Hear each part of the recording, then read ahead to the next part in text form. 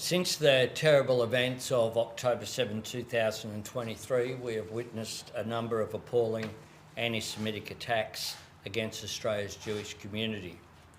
I've made it clear that these sorts of incidents have no place in Australia and that I wanted ASIO and the AFP to investigate as a priority.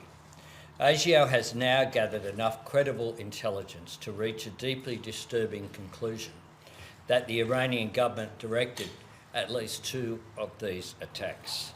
Iran has sought to disguise its involvement, but ASIO assesses it was behind the attacks on the Lewis Continental Kitchen in Sydney on October 20 last year and the Adass Israel Synagogue in Melbourne on December 6 last year. ASIO assesses it is likely Iran directed further attacks as well. These were extraordinary and dangerous acts of aggression orchestrated by a foreign nation on Australian soil. They were attempts to undermine social cohesion and sow discord in our community.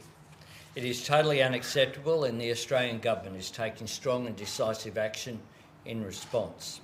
A short time ago, we informed the Iranian ambassador to Australia that he would be expelled. We have suspended operations at our embassy in Tehran, and all our diplomats are now safe in a third country. I can also announce the government will legislate to list Iran's Islamic Revolutionary Guard Corps, the IRGC, as a terrorist organisation. I've said many times that the Australian people want two things. They want killing in the Middle East to stop, and they don't want conflict in the Middle East brought here. Iran has sought to do just that. They have sought to harm and terrify Jewish Australians and to sow hatred and division in our community. The actions of my government send a clear message, a message to all Australians that we stand against anti-Semitism and we stand against violence, and a message to nations like Iran who seek to interfere in our country that your aggression will not be tolerated.